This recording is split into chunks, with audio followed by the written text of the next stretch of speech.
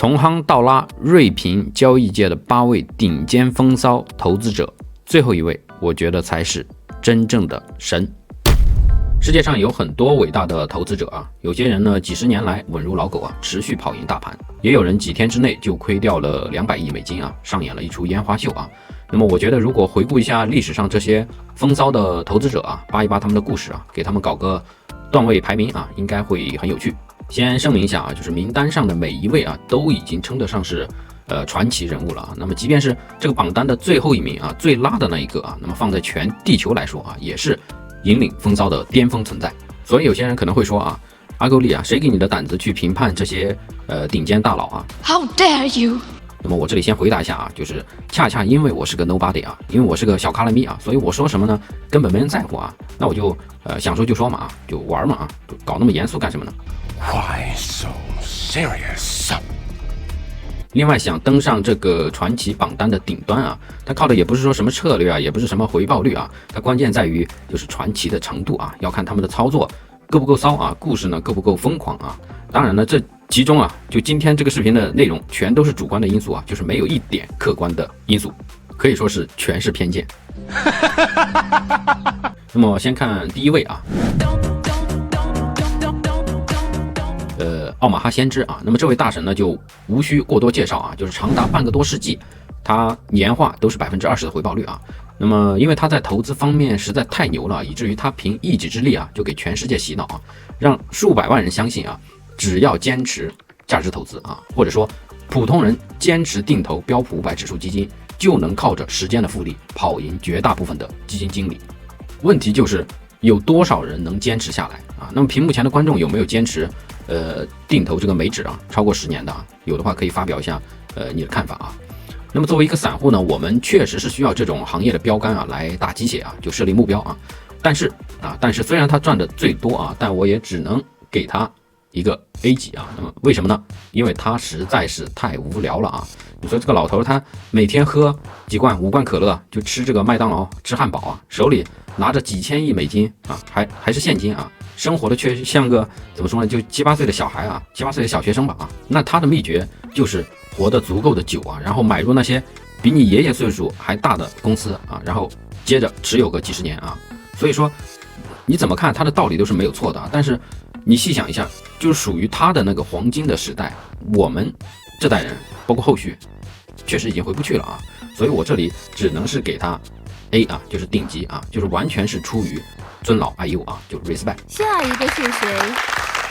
接下来的第2位啊，也是曾经的可以说是女版巴菲特啊，就是这个木头姐啊。那么如果在2020年的话，我可能会给她拉到 S 啊，对，就是很高啊，因为那个时候她确实是买什么涨什么，都看空特斯拉的时候啊，她确实疯狂的喊单啊，而且她给出来的这个目标价啊就高的离谱啊。当然这个特斯拉确实也没有亏待她啊，确实让她因此一战封神啊，就简直就是大家说的这个什么科技股的女神。但是那都是曾经啊，那现在呢，我只能给她到这个 NPC 啊，也就是 C 级啊。为什么呢？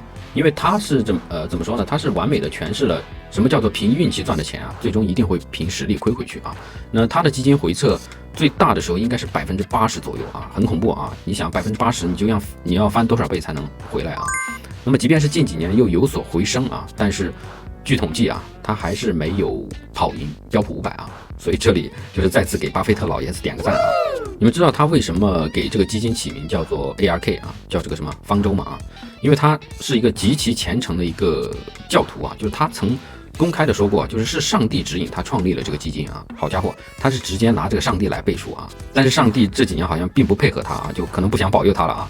他的策略里呢，也是根本就没有风控这回事啊，就主打一个相信光啊，就高位死扛啊，越跌越买啊。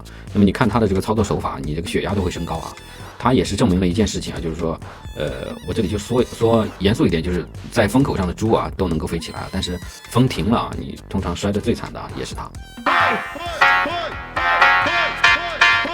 好，下面一位韩国岳云鹏啊，这个比尔黄啊，他确实有点像岳云鹏啊，他是因为操纵这个市场啊，应该是24年的时候被判了18年的监禁啊，可能要去踩缝纫机了啊，但是我们这里呢必须给这个疯子啊一个怎么说呢？一个 S 级啊，一个 S 级啊，为什么呢？因为他向我们展示了人类赌性的一个巅峰啊，就他是人类史上最狠之一的单人爆仓记录创造者啊。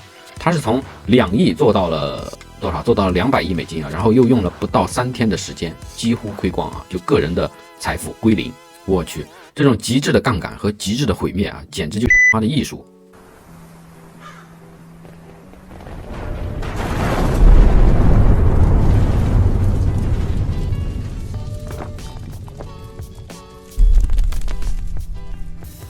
但是你看他如此传奇的一个人物啊，他的生活却是极其的简朴啊，就是非常两极分化啊。他是开着一个破车，然后吃着这种快餐啊，但是却在股市里啊几百亿的这个梭哈啊。那么据坊间传闻呢，就是说爆仓那一天啊，这个高盛和斯坦利的电话都要打爆了啊，但是他呢可能还是正在淡定的坐在办公室里读圣经啊，就是他也是一位虔诚的这个教徒啊。那么我作为一个小散来说，我看他的这个爆仓过程啊，就像是看这个恐怖片啊，就他是用几百亿的美金给我们上了一堂最贵的课程啊，就是在这个市场啊就没有风控的话，你赚再多啊，也只是暂时替市场保管而已啊。那么这种烟花式的毁灭啊，这种极致的艺术啊，给他评个 S 级啊，完全是不过分啊。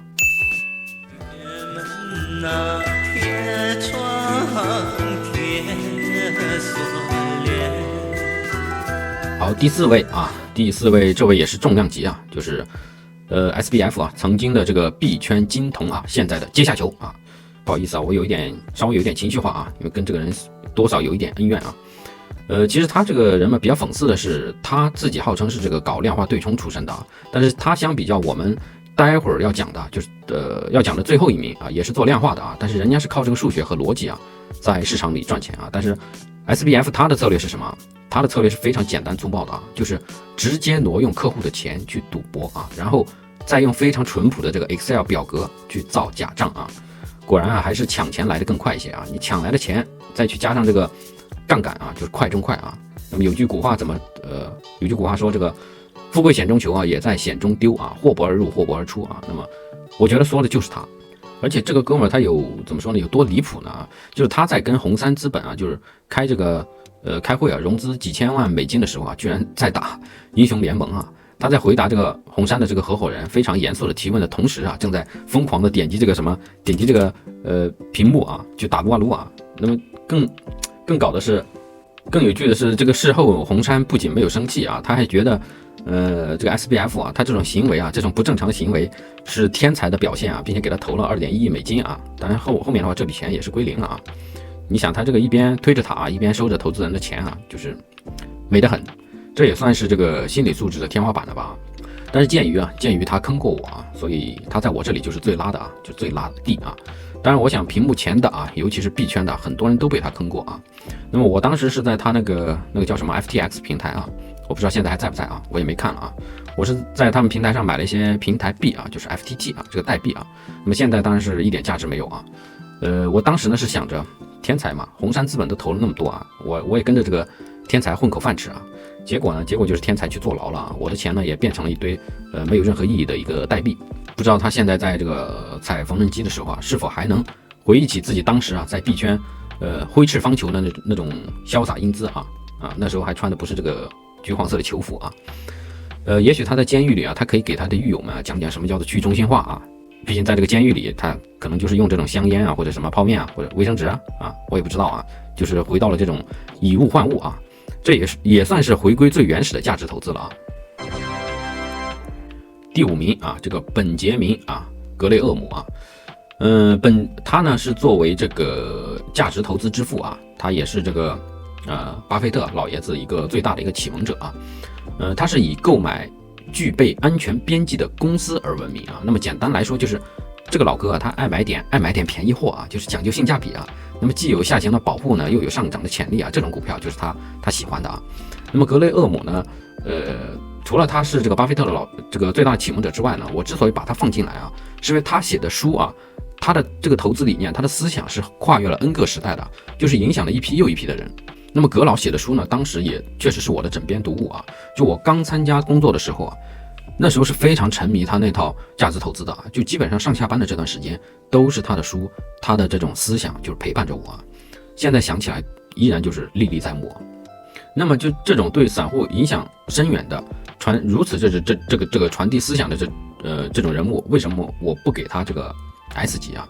因为我们今天这个榜啊，这个封神榜啊，你要登到榜首啊，你得有点骚操作的啊。但是格雷厄姆呢，他虽说一生啊，他也是大起大落啊，就是大萧条时期，他也是差点就亏光裤衩啊。但是呢，作为个人的话，他唯一的一个花边新闻啊，可能就是还是据传言说他和他的金发女秘书啊有一段长期的婚外情啊，甚至还立遗嘱啊，把钱分给他这个漂亮的女秘书啊。那么看来这个大师啊，他不仅擅长是发现股票的内在价值啊，也擅长发现秘书的，尤其是漂亮秘书的这个内在价值啊。所以我这里只能把它放在 B 级了啊，因为它不够那么有趣啊，和巴菲特老爷子一样，都是有一点稍显无聊了啊。当然投资嘛，毕竟无聊的时间占大多数啊。那么我把它放在 B 级，相当于也是给榜单上的其他赌狗啊设定一个及格线的一个标准啊。看格雷厄姆式的微笑啊。The whole world was having a big old party. A few outsiders and weirdos saw what no one else could. Not me. I'm not a weirdo. I'm pretty fucking cool, but we'll meet again later.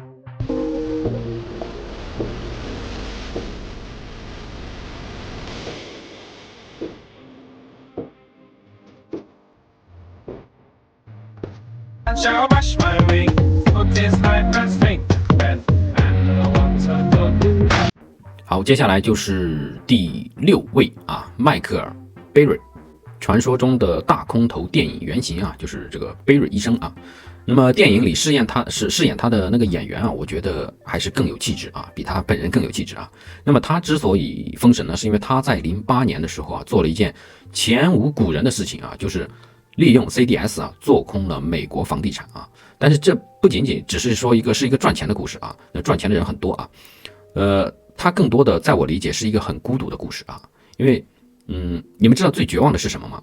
就是他是看对了数据啊，但是他进场太早了，整整2年，房价还在疯狂的上涨，但是他每个月都要替基金赔掉几百万的保费啊。那么他的这个投资人就骂他是疯子啊，是傻逼啊，是败家子啊，要起诉他啊，甚至逼他清盘啊。那么换做普通人呢，其实就是早就崩溃了啊，但是他是怎么做的呢？他是直接发邮件啊，锁死基金啊，就禁止任何人赎回。他的潜台词就是，你们这帮蠢货看不懂的话，那么就闭嘴，给我坐好啊！就是车门已经焊死了，谁也别想下车啊！那么这个哥们儿，真的是可以称得上是一个怪才啊！他是这个医学博士出身啊，就是网上说他有一只眼睛啊是义眼啊，就是装了这个玻璃眼球啊，这也让他看人的眼神呢，就是永远就很怪啊，就仿佛能够看穿你一样啊。他还有这个阿斯伯格综合症啊，也是自闭症的一种啊，这也让他对于社交就是毫无兴趣啊，他只对冰冷的数据有反应啊，所以可以说是天才的交易员啊。那么电影里其实有个名场面啊，就比较还原他这种神态啊，就是华尔街的这个精英们啊，都在开香槟啊，庆祝楼市的繁荣啊，而他呢是把自己关在办公室里啊，就把音响开到最大啊，一边听着这种震耳欲聋的死亡重金属啊，一边这个一行一行的读那几千页根本没人看的那种房贷的债券的说明书啊，就是在秩序在这个噪音中寻找到了一种秩序啊，就是在狂欢中他等待毁灭啊，但是他等待的这个时间点啊有点过早啊，早了2年啊。所以说如果要论谁做交易啊最酷啊，那么绝对是这个贝瑞啊。虽然他现在年纪大了啊，就是天天像个祥林嫂一样在这个推特上喊啊要崩盘了，要崩了啊，但是也经常被打脸啊。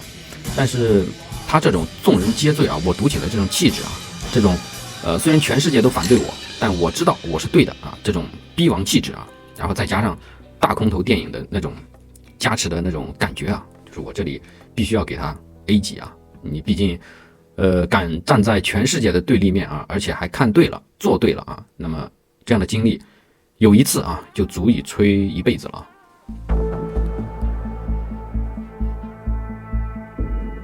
好，第7位这个什么Nancy 佩洛西啊，就是佩洛西大妈啊，国会山股神啊。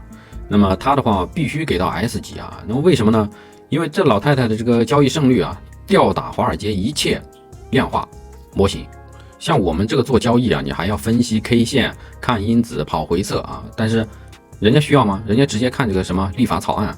你这个英伟达出利好政策的前一周，她老公精准的买入了几百万的看涨期权啊。那么这叫什么？这叫降维打击啊！我们还在第一层呢，不，我们是还在苦哈哈的做题呢，而人家是出题人啊，就答案都在人家兜里揣着呢，这你怎么比啊？对吧？根本没得比啊。所以说，虽然他的工资啊，他只有20多万美金啊，但是他的身价是早就已经过亿了啊。包括有些网站啊，当然都不是官方的啊，有些网站甚至专门的追踪他的持仓啊，叫做佩洛西指数啊。你看他的这个历史回报就是大幅跑赢标普啊，并且有时候他这个阶段性的数据啊，甚至可以压过这个巴菲特老爷子啊。那么这种内幕的消息流啊，我们普通人学不来啊，但是respect 吧，就 respect 啊，在权力的游戏面前啊，那么技术分析确实是个地中地啊，这你不得不承认啊。那么这种跳出3界之外啊，不在五行之中的存在呢，我们给它一个 S 级啊，可以的啊。好，那么来到了最后一位啊，最后一位的话是我们的，大家可以看到啊，抽着香烟的这位老爷子啊，基姆·西蒙斯啊。那么他在去年应该叫前年了啊，因为现在已经26年了啊。他在前年的时候离开了这个世界啊，但是他留下的神话呢，确实是无人能敌啊。有他的大奖章基金啊，几十年以来年化稳定66%啊，太牛了啊！而且最牛的是什么呢？是他不看基本面啊，也不看什么财报啊。他以前是给这个美国国安破译密码的，后来被解雇了才做交易啊，所以他可能有一些路径依赖啊，就是他做交易，他只雇佣这种数学家啊、物理学家和天文学家。你像华尔街的那一套经验啊，在他那里就是减分项啊。但是他也用实践证明了，就是把人的主观判断啊，尽量踢出决策环节啊，对于收益和风控啊都是更优解啊。那么它属于这个游离于正常的商业周期之外的一种存在啊。那么如果说佩洛西大妈她靠的是权力啊，那么西蒙斯他靠的就是纯粹的这种智商碾压啊，因为确实他的这个叫什么大奖章啊，里面有太多我们不知道的啊。那么如此传奇的人物，再加上我个人的一点偏见的话，我给他放在 SS 级啊 ，SS 级啊，高的不能再高了啊，比3层楼还高啊。虽然这个榜单呢没有那一栏啊，但我觉得值得为他单开一栏啊。好，全部的人物都已经说完了啊，你要么就是做得很好，要么就做得很拉，要么就是名垂千史啊，要么就是遗臭万年啊，遗臭万年啊。当然 A 级的话其实都是不错的啊。好，这就是我个人非常主观、一点都不客观的一个排名啊。那么交易圈的这个妖魔鬼怪啊、牛鬼蛇神啊、各种大神啊，实在太多了啊。这几位的话都只是冰山一角啊。但是毕竟我们今天只是简单的娱乐一下啊。那么你要真想说的话，其实根本就说不完啊。当然，如果你觉得视频中漏掉了哪位大神啊，或者说你觉得哪位根本就不配上榜啊，你可以评论出来啊。我也很好奇，就是在大家的心目中啊，谁才是最风骚、最传奇的那位啊？好，如果你觉得有趣的话，可以点赞、评论、加关注啊。我们下期视频再见，拜拜。